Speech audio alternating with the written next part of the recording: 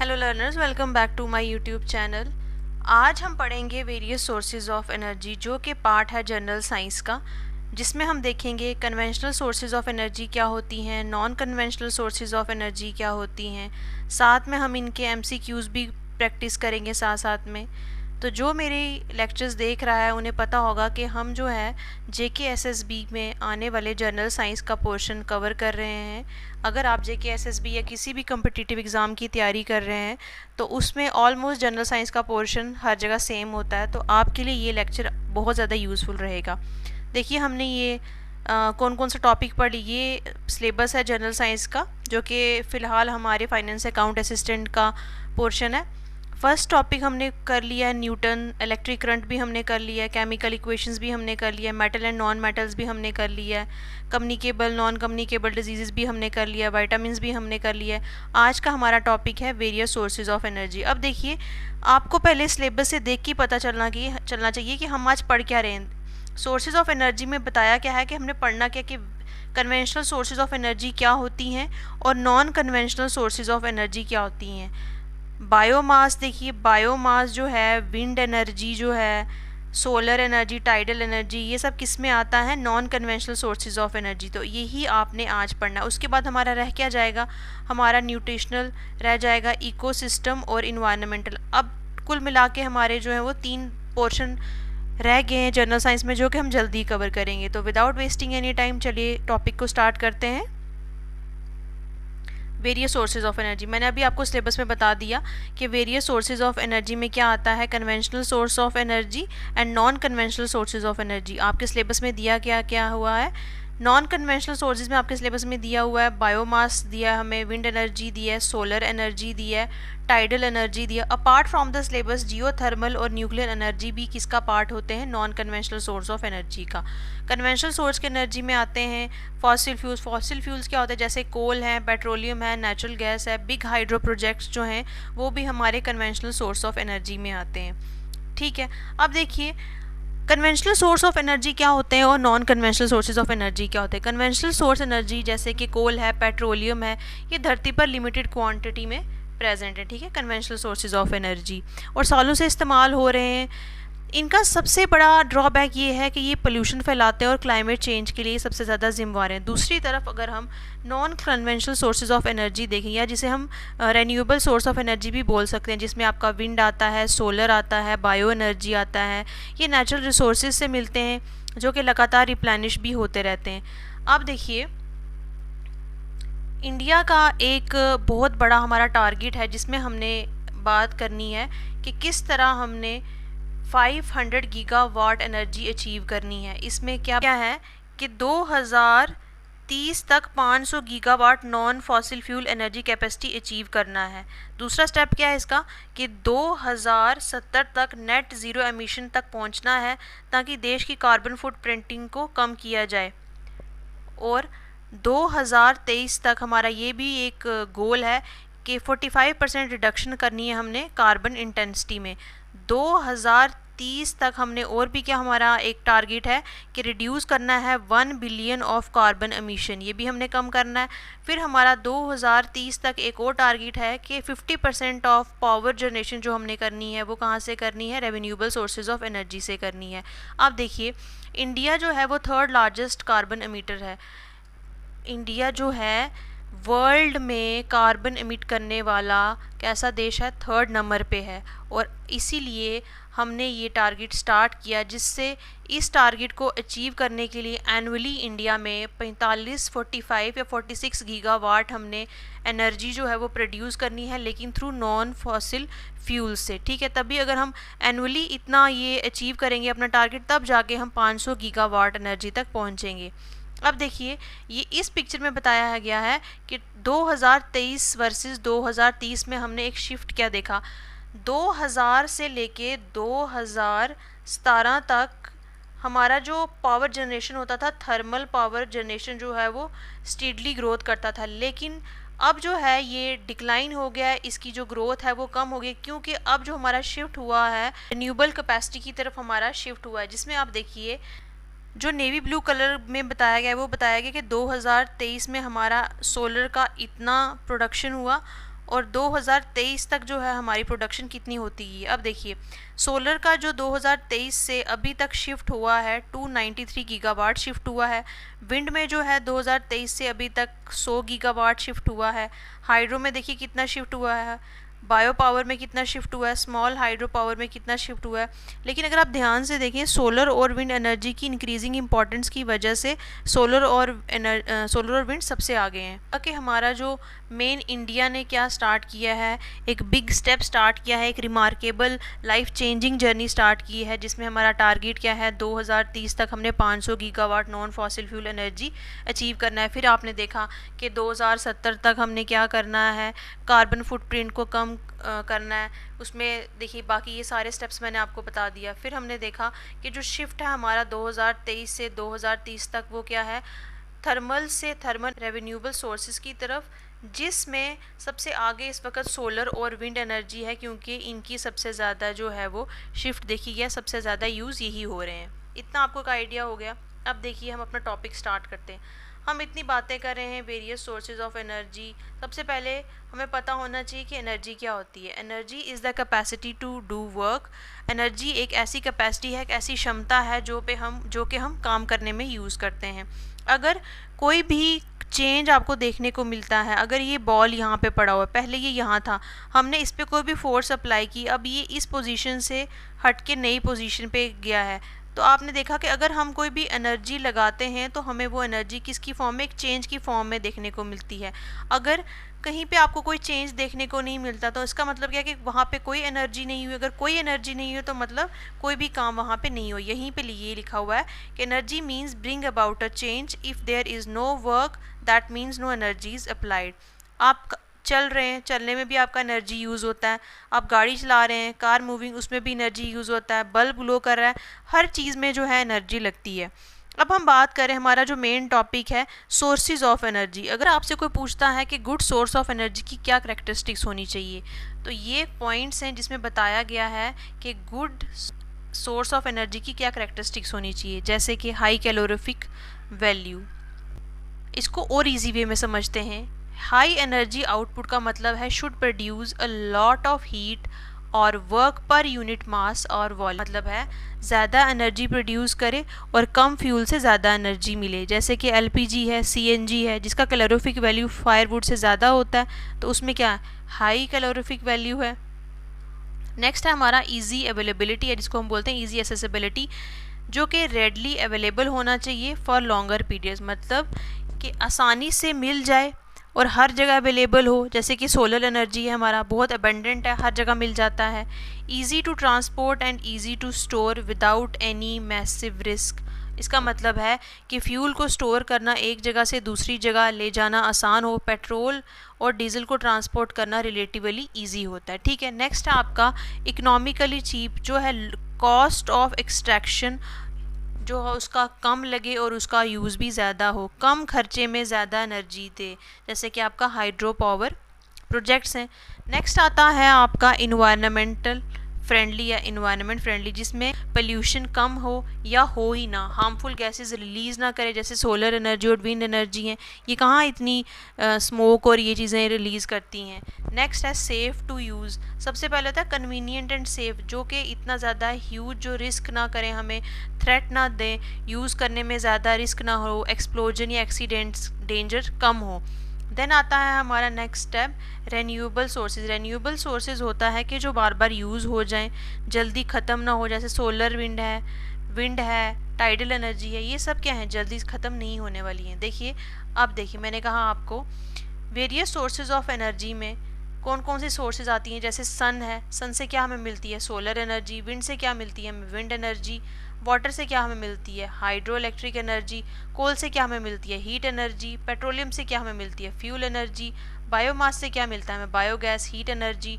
Tide of sea से क्या मिलता है हमें, टाइडल एनर्जी। तो ये क्या है, these are various sources of energy. ठीक है, ये सारी जो है वो वेरियस सोर्सेज ऑफ एनर्जी है। ठीक है, सन से क्या ये सोर्स है और इस सोर्स से हमें कौन सी एनर्जी मिलती है। आपसे आपको पूछता है कि एक गुड सोर्स ऑफ एनर्जी क्या होता है, तो आप इजीली बोल सकते हैं जिसकी हाई कैलोरीफिक वैल्यू हो, जो कि इजीली अवेलेबल हो, जो कि economically easy to store and easy to transport हो, जो कि सेव हो यूज़ करने में, कोई एक्सप्लोजन वगैरह काज ना करे, और जिसकी जो है मिनिमम पोल्यूशन जो है वो काज करता हो। इस तरह के सोर्सेज को हम क्या कर सकते हैं कि ये एक गुड सोर्स ऑफ एनर्जी है। अगर आपको इतनी चीज़ें समझ चल गई तो चलिए क्वेश्चन सॉल्व कीजिए। विच of the following is not a characteristic of a good source of energy. इसमें से आपको बताना है कि गुड सोर्स ऑफ एनर्जी का कौन सा करेक्टरिस्टिक नहीं है। हाई कैलोरीफिक वैल्यू, हाँ जी ये तो एक गुड सोर्स का करेक्टरिस्टिक है। ईजिली अवेलेबल हो, ये भी एक गुड सोर्स का करेक्टरिस्टिक है। Produce a large amount of smoke, नहीं ये नहीं है, तो ये इसका आंसर होगा। ठीक है, ईजी टू ट्रांसपोर्ट ये तो है, हमें बताना है कौन सा इसका फीचर नहीं है। ठीक है, नेक्स्ट क्वेश्चन देखिए। विच of the following is a characteristic of good source of energy. इसमें बताना है गुड सोर्स ऑफ एनर्जी के करेक्टरिस्टिक्स क्या हैं। इसमें नहीं बताना था, इसमें नॉट बताना था, और इसमें बताना है कि बताइए गुड सोर्स ऑफ एनर्जी के करेक्टरिस्टिक्स क्या होते हैं। High pollution, no. Difficult to transport, no.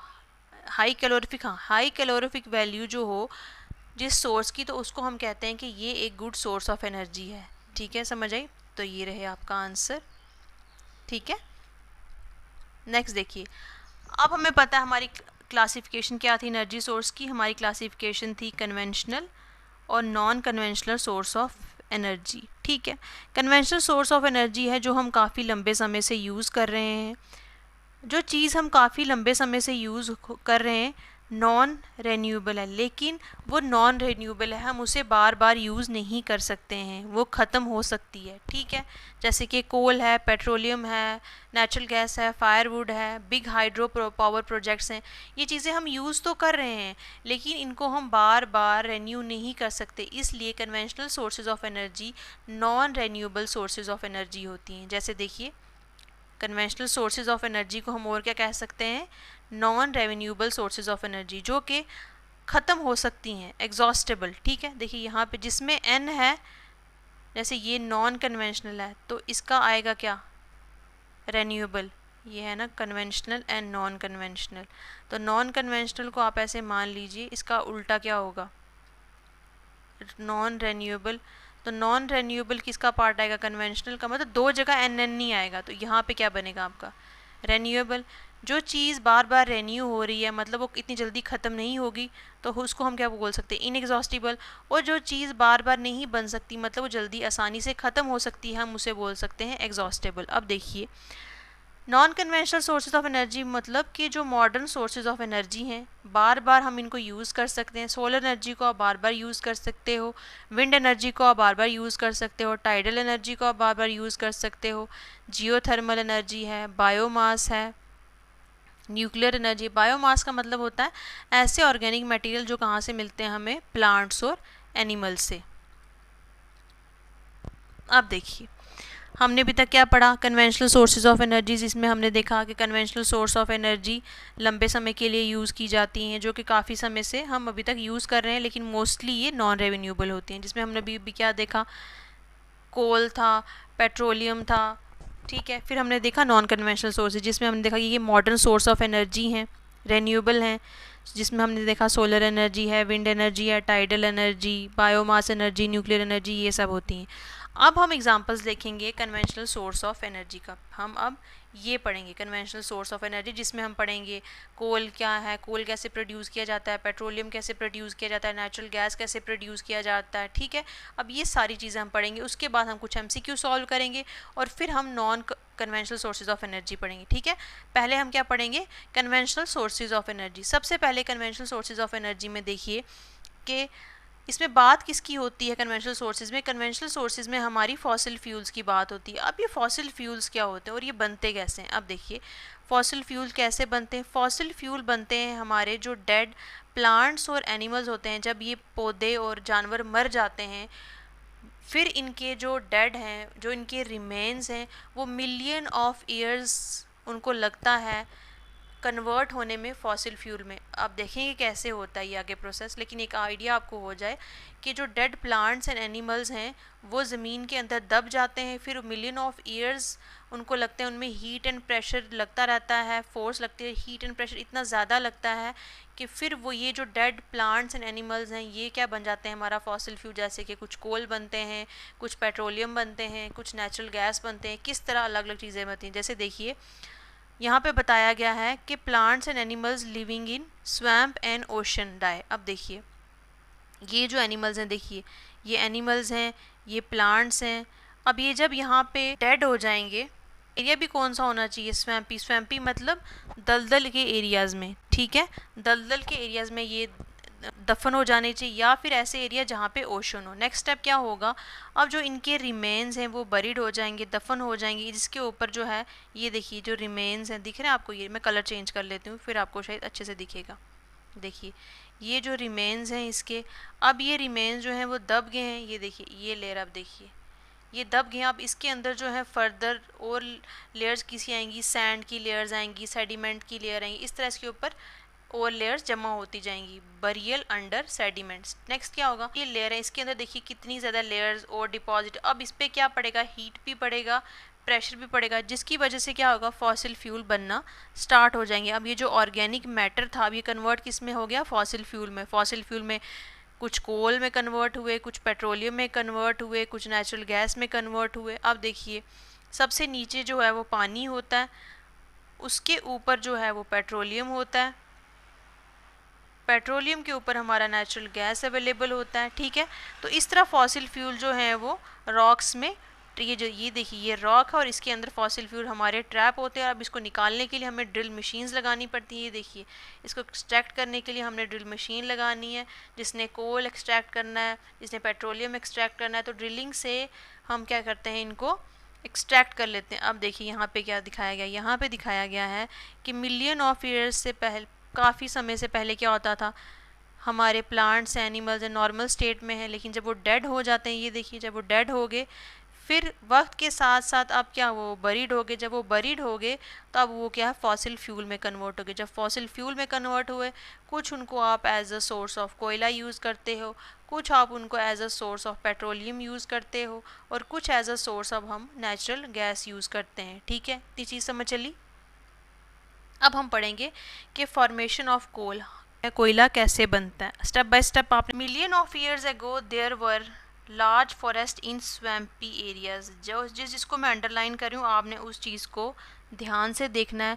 कोयला बनने के लिए एरियाज़ में, दलदल के एरियाज़ में, स्वैम्पी एरियाज़ क्या होते हैं, ऐसी ज़मीन जो हमेशा पानी से भरी रहती है, बहुत सारे पेड़ पौधे वहाँ पे उगते हैं, मिट्टी गीली और नरम होती है, ऑक्सीजन का लेवल यहाँ कम होता है, इसलिए मरे हुए पेड़ पौधे जो पूरी तरह से डिकम्पोज नहीं होते। लेकिन आपने यहाँ पे एक और चीज़ याद करनी है कि कोल की फॉर्मेशन में सिर्फ प्लांट्स ही यूज़ होते हैं, इसमें एनिमल की डिकम्पोजिशन से नहीं बनता कोल। कोल सिर्फ प्लांट्स की डिकम्पोजिशन से बनता है, ठीक है।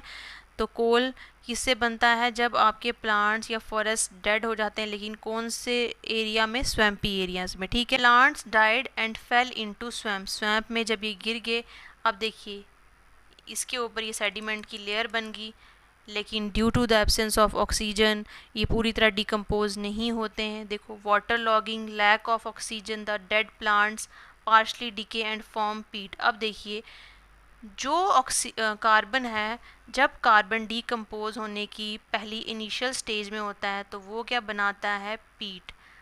कोल की जो पहली स्टेज है डिकम्पोजिशन की, उसको बोलते हैं पीट। अब देखिए ये आपको ब्लैक कलर का दिख रहा है। अब ये पीट जो है अंडर डिफरेंट लेयर्स आपको देखने को मिलेगा, ठीक है, जिसमें लेयर्स मड की होंगी, सैंड की होंगी, सेडिमेंट्स की होंगी।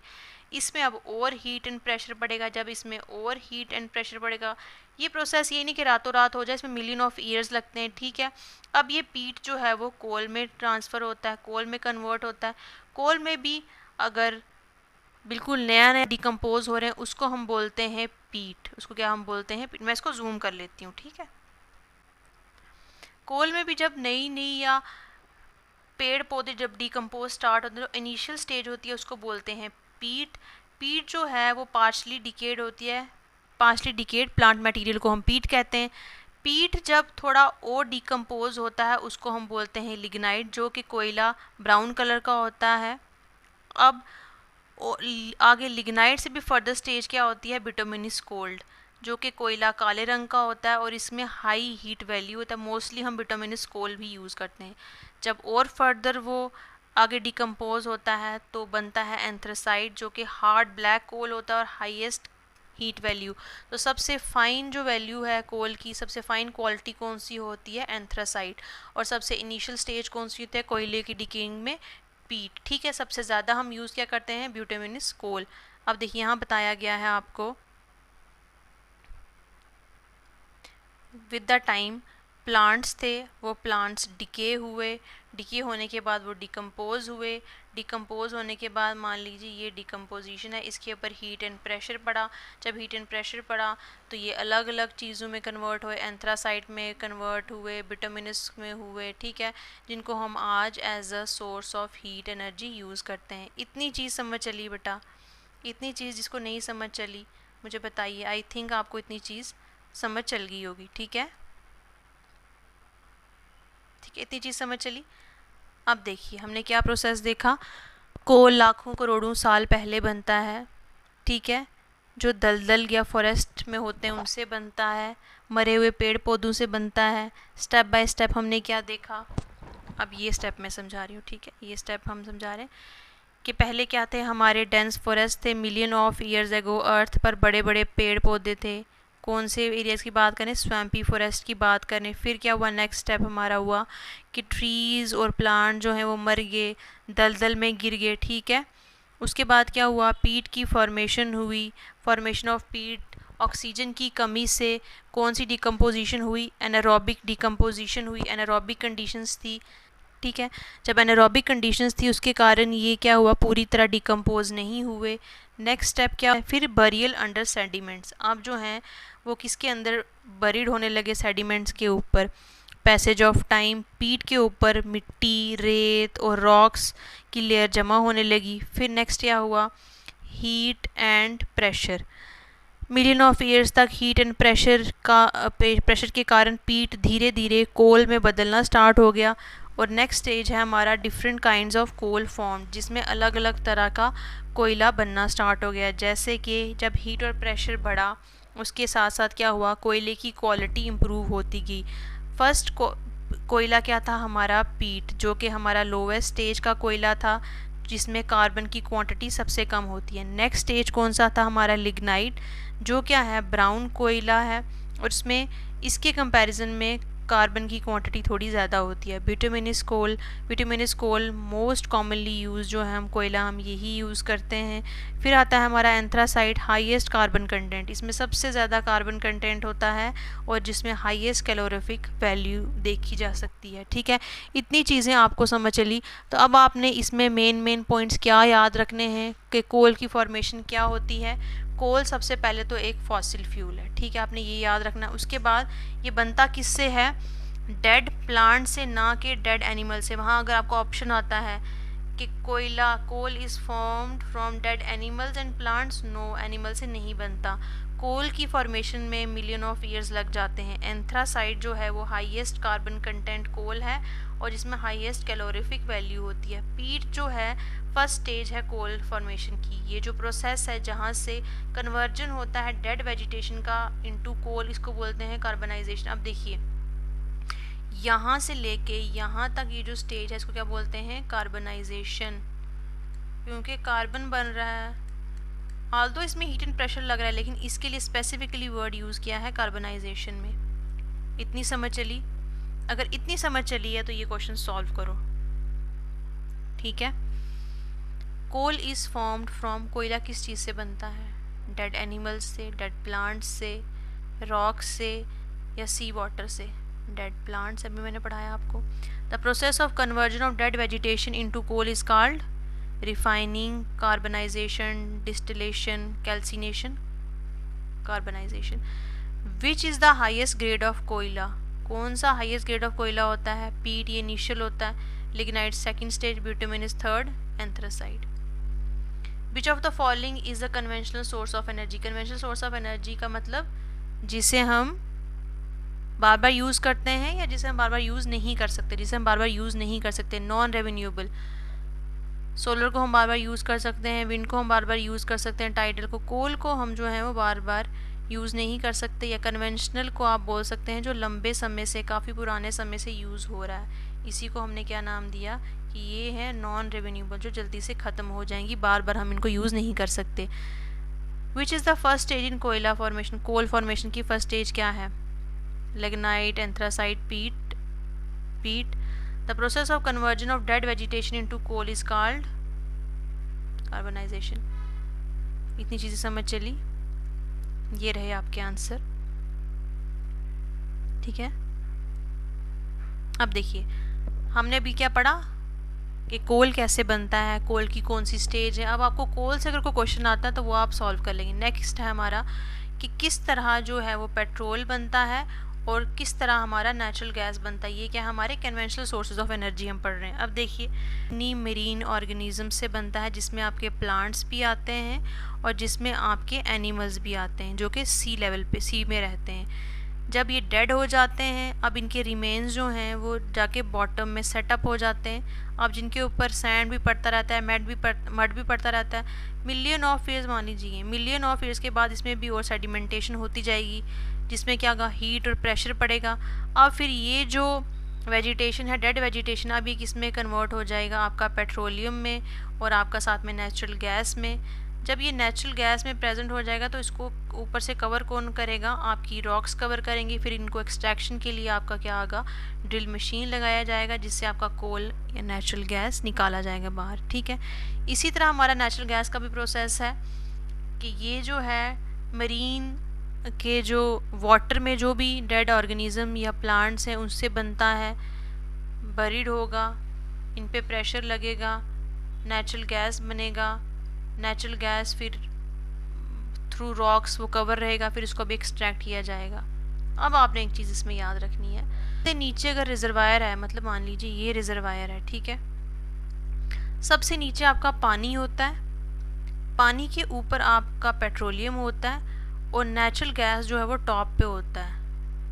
क्योंकि नेचुरल गैस पेट्रोलियम से थोड़ा लाइटर होता है, इसलिए नेचुरल गैस जो है पेट्रोलियम के ऊपर प्रेजेंट होता है। ठीक है, तो देखिए अभी हमने क्या पढ़ा, हमने पढ़ा एक क्रूड ऑयल है, मतलब पेट्रोलियम को जो है वो कच्चे तेल से बनाया जाता है। ये नहीं कि आप ज़मीन के अंदर आपको बना बनाया पेट्रोलियम मिल जाता है, नहीं, ये कच्चा तेल होता है। इस कच्चे तेल को हम निकालते हैं, रिफ़ाइन करते हैं, फिर अपने डिफरेंट प्रोडक्ट्स बनाते हैं। तो इनमें पेट्रोलियम में भी और नेचुरल गैस में सेम प्रोसेस हो, कच्चे तेल से रिफ़ाइन करके बनाते हैं। लाखों करोड़ों मिलियन साल्स पहले सी में रहने वाले छोटे प्लांट्स एंड एनिमल्स के रिमेन बनते हैं। अब मेरीन एनिमल्स क्या होते हैं, मर जाते हैं। सी में रहने वाले छोटे छोटे टाइनी प्लांट्स जिनको हम बोलते हैं फाइटोप्लैंक्टॉन्स, या टाइनी एनिमल्स जिनको हम क्या बोलेंगे, जू प्लैंक्टॉन्स, ये सारे क्या हैं, मर जाते हैं। जब ये मर जाते हैं तो ये क्या हो जाते हैं, buried under sand and mud.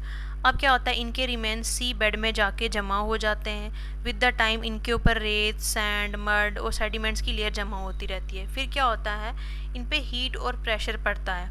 फिर मिलियन ऑफ ईयर्स डीप जहाँ पे ये सी बेड में, यहाँ क्या था, बहुत ज़्यादा हीट और प्रेशर लगता है इनके ऊपर, जिसकी वजह से क्या होता है, प्लांट्स हैं जो ये वेजिटेशन है डेड, ये किस में कन्वर्ट होगी, आपके क्रूड ऑयल में, पेट्रोलियम में, नेचुरल गैस में। हीट और प्रेशर के कारण ये ऑर्गेनिक मटेरियल जो कि पेट्रोलियम है नेचुरल गैस में बदल जाता है।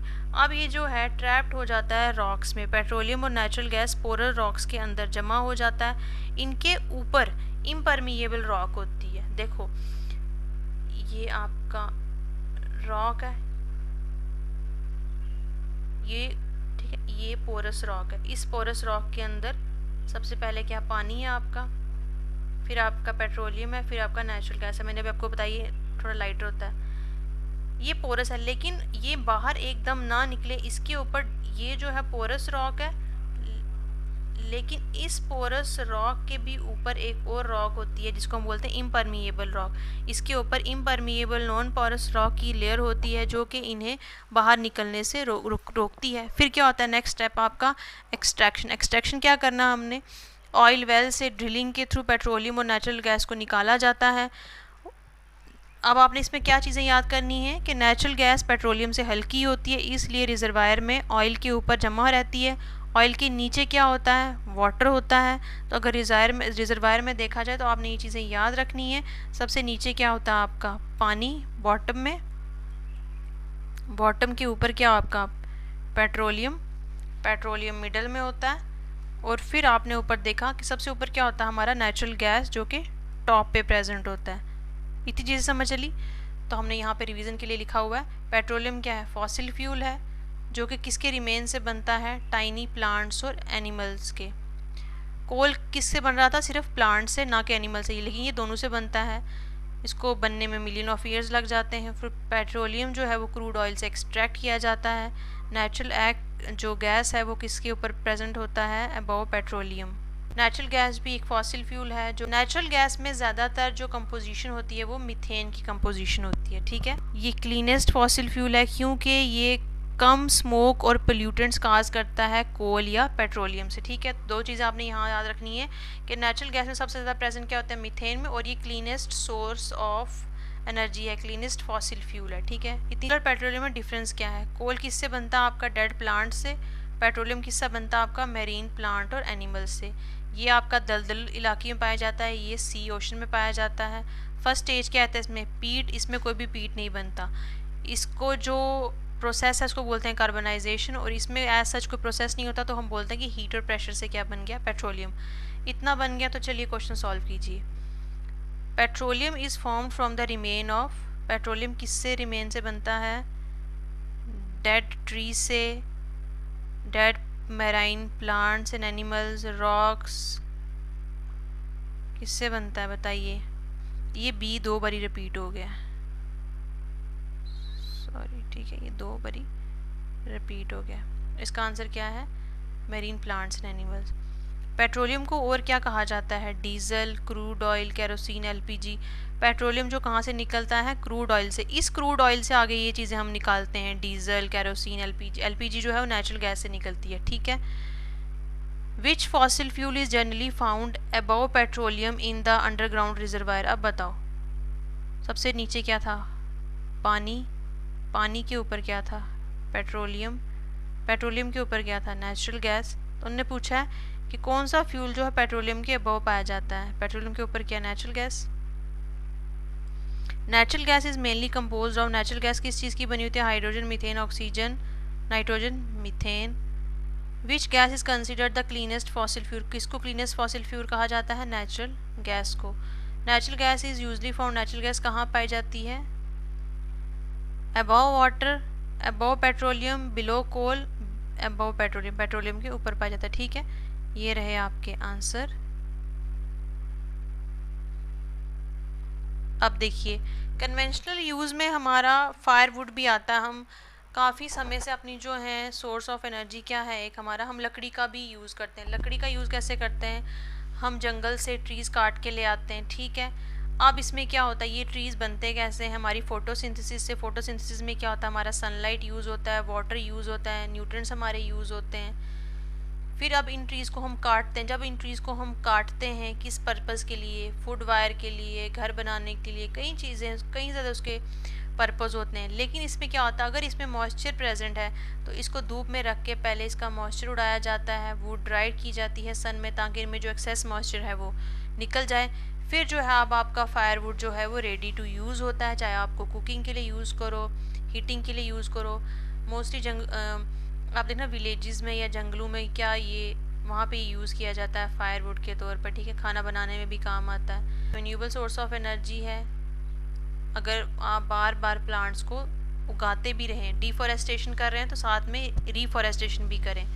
ये रूरल एरियाज़ में यूज़ किया जाता है। लेकिन इसकी मेन प्रॉब्लम क्या है, ये स्मोक काज करता है, जिसमें मेनली जो है वो कार्बन डाइऑक्साइड होता है। बिग हाइड्रो पावर प्रोजेक्ट्स, ये भी किसका एक एग्जांपल है आपका, नेशनल सोर्स ऑफ एनर्जी का। बिग हाइड्रो पावर प्रोजेक्ट में देखिए डैम बिल्ड किए जाते हैं, पानी को स्टोर किया जाता है, फिर पानी फ्लो होता है। पानी, ये देखो, ये स्टेप देखो, ये डैम है आपका, ठीक है। इस डैम में पीछे क्या, पानी को हमने रोका हुआ है, ठीक है।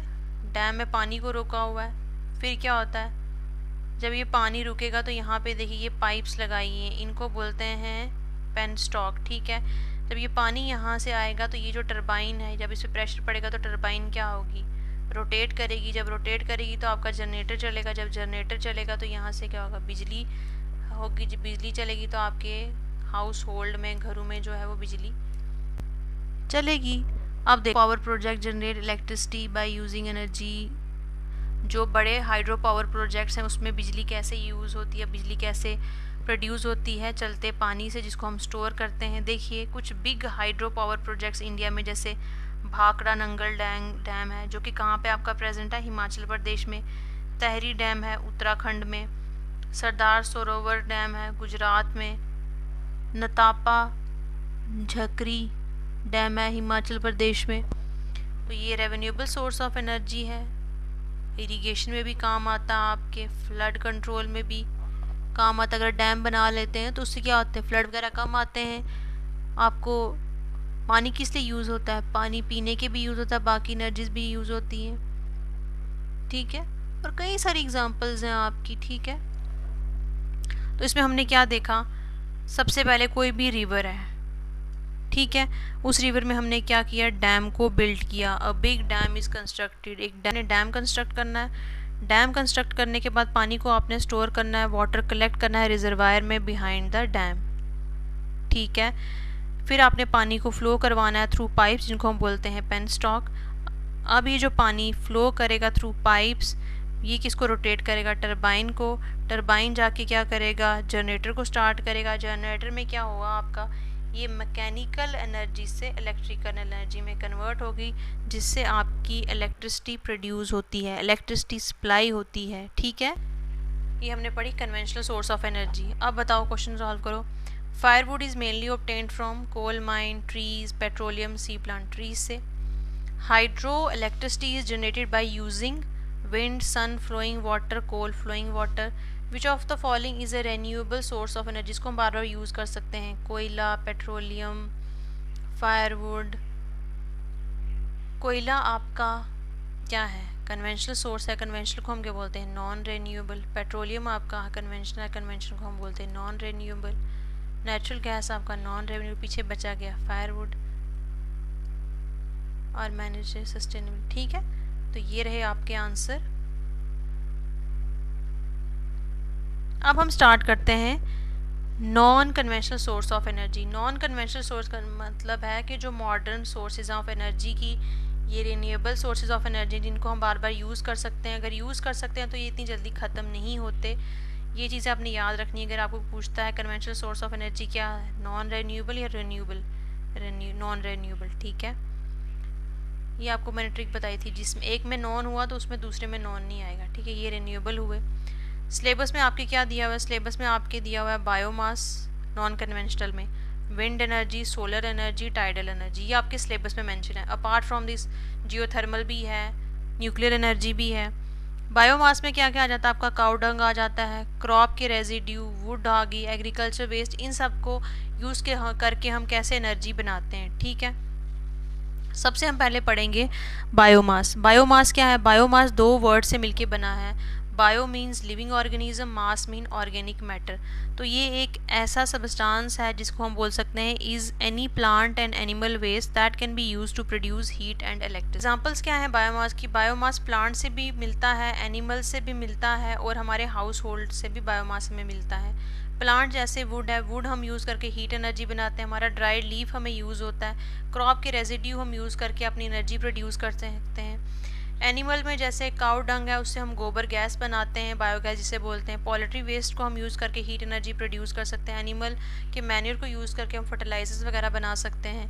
हाउस होल्ड में जैसे वेजिटेबल पीस हैं, फॉरेस्ट वेस्ट हैं, किचन वेस्ट हैं, इन सब को हम यूज़ करके जो एक अपना एनर्जी क्रिएट कर सकते हैं। बायोमास एनर्जी, अभी मैंने आपको जो चीज़ें बताई वो यहाँ पे सब मेंशन है कि प्लांट से भी हमें बायोमास मिलता है, एनिमल से भी बायोमास मिलता है, और अदर बायोमास देखिए किस तरह हम बायोमास को कलेक्ट करके एक बायोमास प्लांट में, और जब इसको हम डालते हैं तो ये पूरा अपना प्रोसेसिंग करके किस तरह हमें एनर्जी प्रोड्यूस करता है, जिसको हम यहाँ पे बायोमास बायोगैस प्रोड्यूस करता है। इस गैस को हम अपनी कुकिंग में यूज़ करते हैं, इलेक्ट्रिसिटी में यूज़ करते हैं। देखिए कुकिंग में यूज़ किया हमने, हीटिंग में यूज़ किया, इलेक्ट्रिसिटी जनरेटर में यूज़ किया, इंडस्ट्रियल यूज़ किया, बायोफ्यूल यूज़ किया, एडवांटेजेस देखिए इसकी। जैसे ये गोबर गैस है, किस तरह गोबर गैस को जो हम जितना भी हमारा गोबर है उसको हम एक अपने प्लांट में डालते हैं, और जो एक्स्ट्रा हमारा गोबर बच जाता है फिर उसको क्या करते हैं एज ए फर्टिलाइज़र यूज़ करते हैं, और जो गैस निकलती है उसको हम as a cooking gas use कर सकते हैं।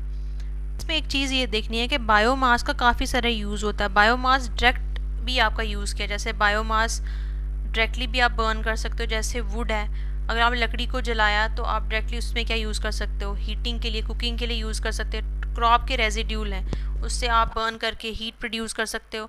तो डायरेक्ट बर्निंग जो है बायोमास का वो एक ओल्डेस्ट मेथड है। इसकी प्रोडक्शन भी कर सकते हो। बायोगैस की प्रोडक्शन देखिए, जैसे ये फ़ोटो में बताया गया, ये देखिए जितना भी रॉ मटेरियल है गोबर वाला है, किसी भी इसका एनिमल का, वो हम यूज़ करते हैं, फिर उसको हम मिक्स करते हैं पानी के साथ। उसको यूज़ करके हम क्या बनता है, एक टैंक में डाल देते हैं जिसको हम बोलते हैं डाइजेस्टर टैंक में डाल देना। डाइजेस्टर टैंक में आप डाल दिए, फिर यहाँ पे बैक्टीरिया इसको डिकम्पोज करते हैं वेस्ट को विदाउट ऑक्सीजन। तो यहाँ पे क्या बैक्टीरिया इसको डिकम्पोज कर देते हैं in the absence of oxygen. Anaerobic decomposition होता है, बायोगैस यहाँ पे प्रोड्यूस होता है। जब बायोगैस प्रोड्यूस होता है with the help of pipes, अब इसको हम यूज़ करते हैं। ये देखो एक पाइप है, इस पाइप से हम अपना गोबर वगैरह डाल रहे हैं। ये देखो बैक्टीरियल डिकम्पोजिशन और एनारोबिक, यहाँ से बायोगैस प्रोड्यूस हो रहा है। ठीक है, अब जब यहाँ से भी आउटलेट एक लगाया हुआ है, यहाँ से जो एक्स्ट्रा है गोबर वगैरह वैसे फर्टिलाइज़र यूज़ कर, यहाँ से भी जो गैस निकल रही है, इस दोनों को यूज़ करके हम क्या करेंगे, अपना एनर्जी के लिए यूज़ करेंगे। आप कुकिंग के लिए यूज़ हो सकता है, लाइटनिंग के लिए, इलेक्ट्रिसिटी हीटिंग के लिए। गोबर गैस में भी जो मेन कंपोनेंट है वो आपका मीथेन होता है। मीथेन 50 से 70% मीथेन इसे पाया जाता है। मीथेन अभी आपने किस में देखा था, नेचुरल गैस में। तो कंपोजिशन ऑफ बायोगैस क्या है, methane, carbon dioxide, hydrogen sulphide, water vapours. Methane is the main component of biogas. इसे हम गोबर गैस भी बोलते हैं, जिसमें काऊ डंग का यूज़ किया हमने। काऊ डंग का यूज़ करके हमने क्या किया, बायोगैस बनाई। पावर प्रोजेक्ट्स भी बनते हैं। ठीक है, बायोमास के जैसे क्रॉप वेस्ट हुआ या वुड के चिप्स हैं, उनको हम बर्न करते हैं। जब बर्न करते हैं तो हीट से क्या होता है, स्टीम बनती है। उस स्टीम को हम रोटेट करने के लिए या टरबाइंस को रोटेट करने के लिए यूज़ करते हैं, जिससे हमारी इलेक्ट्रिसिटी बनती है, जिसको हम पावर प्लांट बोलते हैं। ठीक है, एडवांटेज क्या है इसकी, रेन्यूएबल सोर्स है, मतलब कैन बी प्रोड्यूस, कभी भी कॉन्टीन्यूसली हम इसको यूज़ कर सकते हैं। रिड्यूस वेस्ट, एग्रीकल्चर और हाउस होल्ड का जितना भी वेस्ट है वो यूटिलाइज्ड हो गया। इको फ्रेंडली है, produce less pollution than fossil fuels. ठीक है, प्रोड्यूस ऑर्गेनिक मैन्यूर, जो लेफ्ट ओवर सैलरी मटेरियल होगा बायोगैस से, उसको हम एक्सीलेंट फर्टिलाइज़र की तरह यूज़ कर सकते हैं। डिपेंडेंसी जो है हमारी एलपीजी पे और फायरवुड पे वो कम हो जाती है, स्पेशली ये विलेजेस में यूज़ किया जाता है। लेकिन इसकी डिसएडवांटेजेस भी हैं, ऐसा नहीं है कि सिर्फ एडवांटेजेस ही हैं, डिसएडवांटेजेस भी हैं। डिसएडवांटेजेस हैं कि लोअर एनर्जी आउटपुट, इसमें कम एनर्जी प्रोड्यूस होती है कोल या पेट्रोलियम से। इसमें continuous supply of organic waste होना चाहिए, अगर वेस्ट नहीं है तो गैस आपकी जो है वो नहीं बनेगी। लार्ज स्पेस चाहिए आपको यहाँ पे स्टोर करने की, biomass occupied more space. Installation, जो इंस्टॉल करने की जो कॉस्ट है वो भी आप ज़्यादा होती है। इतना समझ आ गया तो पहले ये क्वेश्चन सॉल्व करो। Biomass energy is obtained from, biomass energy कहाँ से ऑब्टेन की जाती है, कोल से, पेट्रोलियम से, यूरेनियम से, ऑर्गेनिक मैटर से। विच of the following is a biomass, biomass इसमें क्या है, कोल है, पेट्रोलियम है, काऊ डंग है, नेचुरल गैस है। बताओ बायोमास क्या है इसमें से, डंग। गोबर gas in other name for गोबर गैस, और किसको बोलते हैं, एलपीजी को, CNG, biogas, producer gas, biogas को। ठीक है, the main constituent of biogas का मेन कॉन्स्टिट्यूएंट क्या होता है, nitrogen, oxygen, methane, hydrogen, methane. Biogas जो है वो किस से प्रोड्यूस होता है, फोटोसिंथेसिस से, एनारोबिक डिकम्पोजिशन से, कंबस्टन से, वेपोरेशन से, एनारोबिक डिकम्पोजिशन से। Left over slurry from a biogas plant is used as fuel, organic manure, lubricant, plastic manure. Which of the following is not a biomass source, इसमें biomass source क्या नहीं है, crop residue है, would भी है, uranium नहीं है। ये आपके आंसर रहे। कन्वेंशनल की तरफ मुड़ गए हैं, जिसमें अभी हमने क्या पढ़ा, बायोमास पढ़ा। अब हमारा नेक्स्ट क्या है, अब है हमारा सोलर एनर्जी। आपने मेरे पुराने लेक्चर देखे होंगे, मैंने आपको सोलर एनर्जी इतने डिटेल से पढ़ाया है, उसमें हमने स्कीम्स भी की हुई हैं। ऐसी एनर्जी जो सन से हमें मिले उसे हम बोलते हैं सोलर एनर्जी। सन जो है वो रीन्यूएबल सोर्स है, अल्टीमेट सोर्स है, जो कि अर्थ में हर जगह पाया जाता है। काम कैसे करता है सोलर एनर्जी? सनलाइट है, सनलाइट जो है वो सोलर पैनल्स पे पड़ेगी। देखिए ये सनलाइट है, ये सोलर पैनल्स पे पड़ी। अब ये जो सोलर पैनल्स के सेल हैं, ये आप देखिए सेल, अब ये सेल किसके बने होते हैं? ये जो मटेरियल है सिलिकॉन का बना होता है, जो कि किसको कन्वर्ट करता है? आपका सोलर एनर्जी को कन्वर्ट करता है, किसमें? इलेक्ट्रिक एनर्जी में कन्वर्ट करता है, और जिससे आपको क्या मिलती है? इलेक्ट्रिसिटी। ठीक है, और इसका यूजेस क्या है? सोलर कुकर्स में आपका यूज़ होता है, सोलर वाटर हीटर्स में, स्ट्रीट की लाइट्स को यूज़ करने में, रूफ टॉप में आप देखें सोलर पैनल, जिसमें आपका सूर्य मुफ्त बिजली योजना भी था। ठीक है, सैटेलाइट कैलकुलेटर्स में हमें यूज़ होता है। ठीक है, ये सब यहाँ पे लिखा हुआ है। एडवांटेज क्या है इसके? बार बार इसको हम यूज़ कर सकते हैं, पोल्यूशन फ्री है, फ्री सोर्स है, इसमें कोई आपको पैसे नहीं मतलब देने नहीं पड़ेंगे। सन को कौन से पैसे देने पड़ेंगे आपको? लो मेंटेनेंस है इसकी। डिसएडवांटेज क्या है? धूप नहीं होगी तो बिजली गायब। इंस्टॉलेशन कास्ट इसकी काफ़ी, इंस्टॉल करने की कास्ट काफ़ी ज़्यादा हाई होती है। एफिशिएंसी इसकी, जब बादल वगैरह हो तो सूरज की रोशनी कहाँ आपको मिलेगी? है कि सोलर एनर्जी जो है वो सोलर, जो आपकी ये जो सेल हैं ये वर्क करते हैं ऑन फोटोवोल्टिक इफेक्ट। ठीक है, फोटोवोल्टिक इफेक्ट लाइट से होते हैं। और दूसरा क्या है कि सिलिकॉन इनका सेमीकंडक्टर है। ठीक है, कन्वेंशनल में बायोमास पढ़ा, सोलर एनर्जी पढ़ा। सोलर एनर्जी आपको जब मैं स्टार्टिंग में स्कीम पढ़ी थी तो सोलर एनर्जी सबसे ज़्यादा यूज़ हो रहा है, सोलर और विंड एनर्जी। नेक्स्ट आपका विंड एनर्जी। देखिए विंड एनर्जी में विंड चलेगी, टरबाइन रोटेट करेगा, जब टरबाइन रोटेट करेगा तो क्या वो करेगा? आपकी विंड एनर्जी को किस में कन्वर्ट करेगा? काइनेटिक एनर्जी में, जो कि फर्दर यूज़ किस में होगा? इलेक्ट्रिसिटी में। तो एनर्जी जो कि हमें मूविंग विंड से मिलती है, एयर से। विंड, अगर आपको पूछे विंड क्या होता है तो विंड होता है मूविंग एयर को विंड कहते हैं हम, जिससे हमें विंड एनर्जी मिलती है। विंड एनर्जी काम कैसे करती है? विंड चलती है, टरबाइंस को रोटेट करती है। अब ये देखिए पहले टरबाइन इधर था, अब देखिए इसकी पोजीशन यहाँ से यहाँ चली, टरबाइन को रोटेट करता है। ठीक है, जब टरबाइन को रोटेट करता है जनरेटर स्टार्ट होता है, जनरेटर से इलेक्ट्रिसिटी होती है। जो मेजर प्रोड्यूसिंग स्टेट है सबसे ज़्यादा तमिलनाडु, याद रखना तमिलनाडु जो है वो सबसे मेजर प्रोड्यूसिंग स्टेट है विंड एनर्जी में। फिर गुजरात है, कर्नाटका है, महाराष्ट्र है, राजस्थान में। कोई आपको पूछे कि विच is the most leading state producing जो विंड एनर्जी, तो कौन सी है? तमिलनाडु। इसके लिए सूटेबल कंडीशन कौन कौन सी होती हैं? हाई विंड स्पीड होनी चाहिए, ओपन लैंड होनी चाहिए, कोस्टल एरिया होना चाहिए। ठीक है, एडवांटेज क्या है? बार बार हम इसको यूज़ कर सकते हैं, पोल्यूशन फ्री है, लो ऑपरेटिंग कॉस्ट है। लेकिन डिसएडवांटेजेस क्या है इसकी? हवा होगी तो लाइट आएगी, टरबाइंस आपके घूमेंगे, इसमें आपको लार्ज एरिया चाहिए, इंस्टॉलेशन कास्ट की काफ़ी ज़्यादा एक्सपेंसिव है। नेक्स्ट आती है आपकी टाइडल एनर्जी।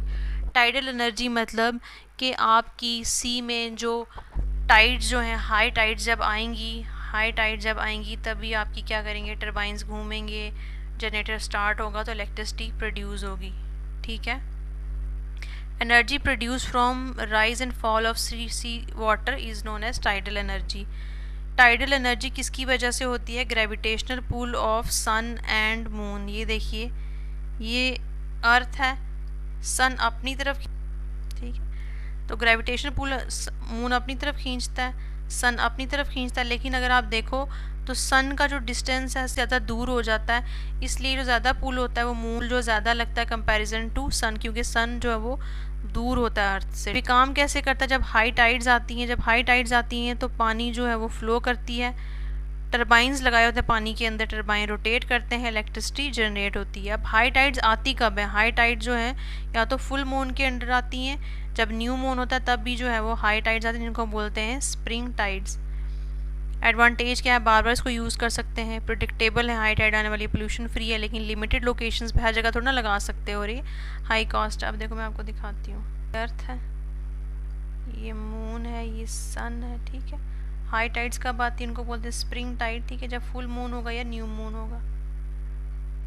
नीप टाइड क्या है? जब परपेंडिकुलर होता है मून अर्थ के। ठीक है, ये लाइफ, ये देखो हाई टाइड्स आपकी इतनी ज़्यादा जाती हैं, लो टाइड्स आपकी लो लेवल तक जाती हैं। सन की जो पुल है वो वीकर होता है क्योंकि डिस्टेंस इसका अर्थ से ज़्यादा दूर होता है।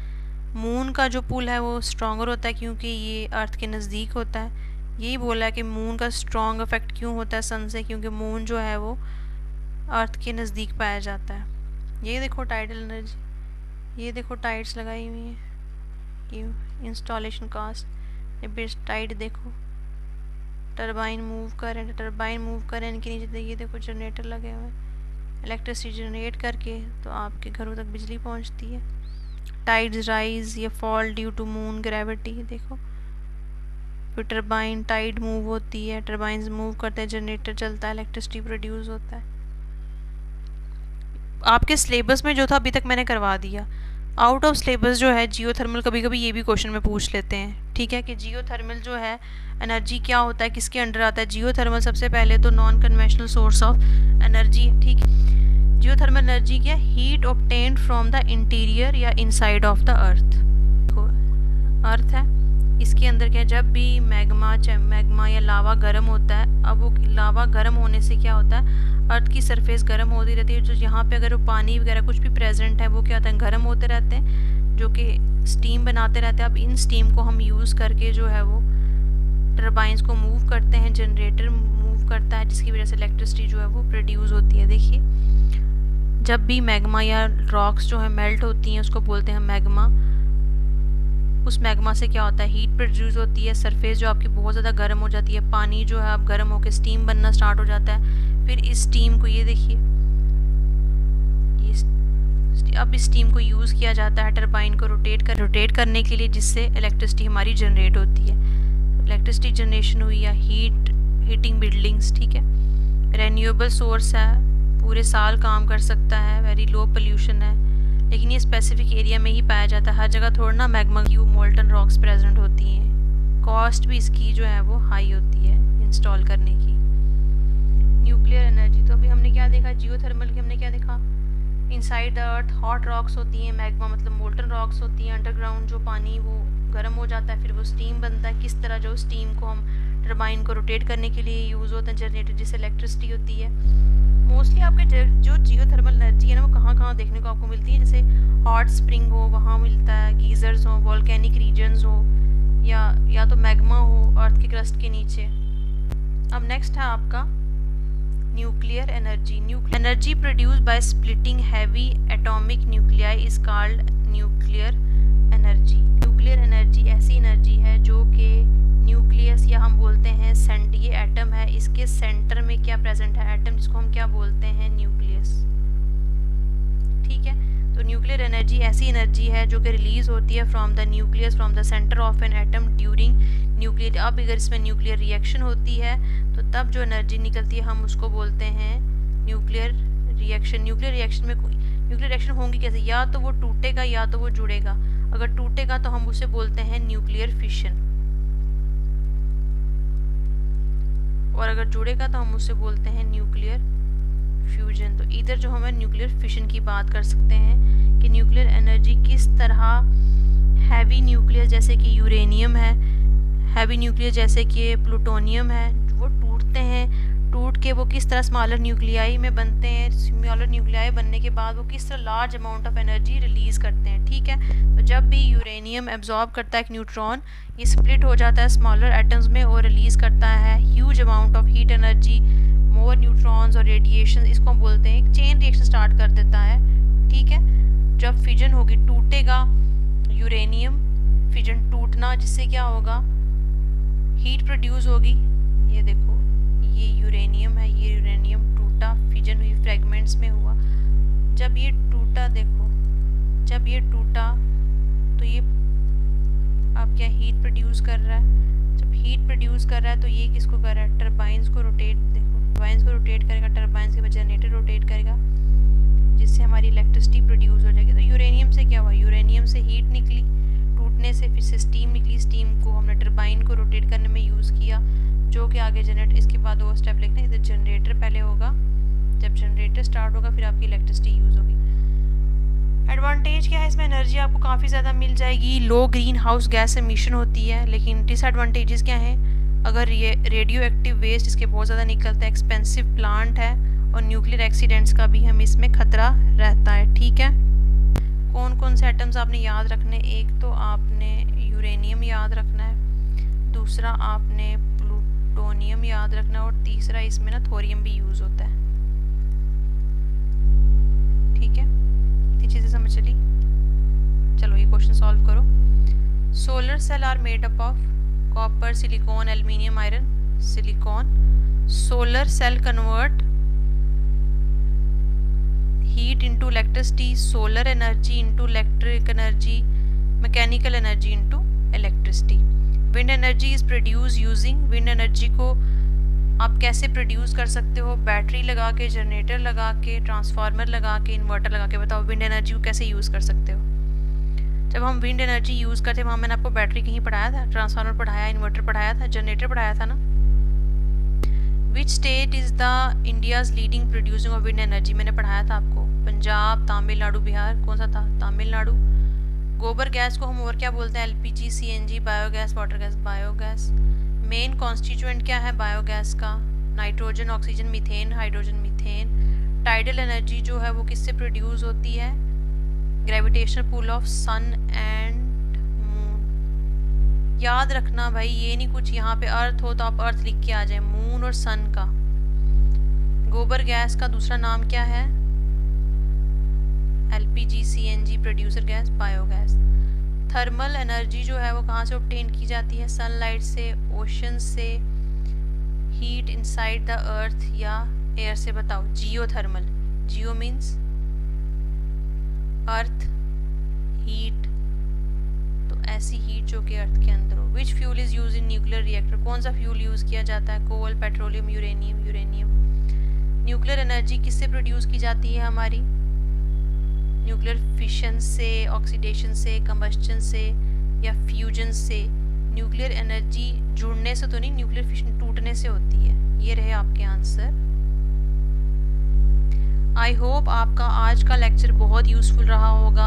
आप इस लेक्चर को पढ़िए, इसको रिवाइज कीजिए और आपने एमसीक्यू सॉल्व कीजिए जो भी आपने सोर्स लिया है। अब देखिए आपके क्वेश्चन जो सॉल्व होते हैं या नहीं होते, हम इसके एमसीक्यूज़ भी लाएंगे, आप टेंशन मत लो। आपको मेरा लेक्चर अच्छा लगा हो, अगर अच्छा लगा तो प्लीज़ मेरी चैनल को सब्सक्राइब कीजिए, वीडियो को लाइक कीजिएगा। Thank you so much.